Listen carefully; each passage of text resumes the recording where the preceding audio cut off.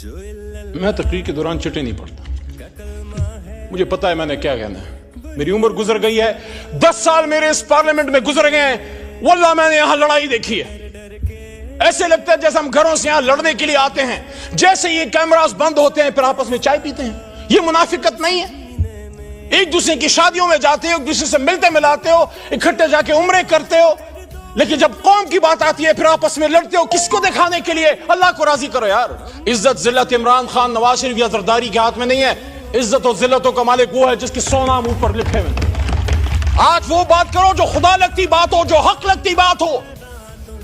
Abbott آباد division میں جناب چیئرمین صاحب، میں ایک ایک شہید کے گھر گیا ہوں، چھوٹا بھائی ادھر بیٹھا ہوا تھا عطا تارڑ صاحب، اس وقت نہیں ہے، میں ان کو کہتا ہوں عطا بھائی میں آپ کو ہاتھ سے پکڑ کے میری گاڑی میں، اس میں میرا اپنا ذاتی پیٹرول ہے، میرے ساتھ چلیں، کم از کم جن شہیدوں کو میں جانتا ہوں ان کے قبروں پہ میرے ساتھ جائیں، اور میرا آپ سے وعدہ ہے رینجر کا شہید آپ کا نہیں میرا بھی شہید ہے، اکٹھے رینجرز کی شہادتوں دعاؤں پہ بھی جائیں گے۔ لیکن ایبٹ آباد ڈویژن نتھیا گلی کے ٹاپ میں ایک پہاڑی کے سرے پہ ایک نوجوان مبین ملک کی جو شہید ہوا ہے یہاں، اور اس کی جو گولی باڈی پہ لگی ہے وہ آر پار نہیں گئی، اس میں ایک بولٹ وونڈ ہے، اور یہاں لائرز بیٹھے ہیں، مروت بیٹھا ہے پیچھے، مروت صاحب بیٹھے ہیں، آپ بھی لاء کے اسٹوڈنٹ ہیں۔ جب باڈی سے گولی آر پار نہیں جاتی اس کا کیا مطلب ہے؟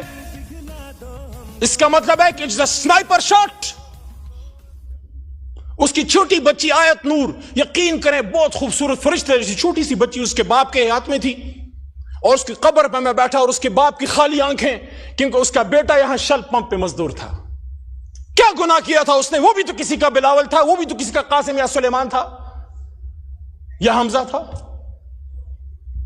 ایبٹ آباد کا عبد القادر، اس کا چھوٹا بیٹا حزب اللہ، رات کے اندھیرے میں جب آگ ہم نے جلائی، ان کے گھر میں بیٹھنے کی جگہ نہیں ہے۔ ایبٹ آباد کی سردی کا آپ کو پتا ہے، کھلے آسمان تلے آگ جلا کے ہمارے ساتھ وہ بیٹھے ہوئے تھے۔ اس کا چھوٹا بچہ حزب اللہ جو مدرسے اور اسکول میں پڑھتا ہے سوال کرتا ہے کہ میرا باپ کیوں مرا؟ آرمی پبلک اسکول میں تو دہشت گرد آئے تھے، یہاں کون آیا تھا میرے بھائی؟ یہاں کون آیا تھا؟ پارلیمنٹ کے سامنے لا الہ الا اللہ محمد الرسول اللہ کے سامنے یہاں گولیاں چل رہی تھی۔ مجھے جس چیز کا دکھ ہے بطور پاکستانی، آپ سب میرے بھائی ہیں، میرے کسی سے نفرت نہیں ہے، وہاں جس سیٹ پہ عطا تارڑ بیٹھے ہیں، وہاں میں نے جب 9 اپریل کی رات سپیچ کی تھی، آپ ادھر 170 بیٹھے ہوئے تھے۔ مجھ سے اکثر پوچھا جاتا ہے تمہیں ڈر نہیں لگ رہا تھا اس رات؟ تم اکیلے تھے اور یہ 170 تھے۔ میں نے کہا میں ان کو دشمن نہیں، صرف ایک سیاسی مخالف سمجھتا ہوں، مجھے ان سے کوئی ڈر نہیں تھا۔ لیکن مجھے جس چیز کا دکھ ہے وہ یہ ہے کہ جو یہاں ڈی چوک پہ شہید ہوئے ہیں آغا صاحب، ان کی نہ صرف جان گئی ہے بلکہ ان کا مان بھی ٹوٹا ہے۔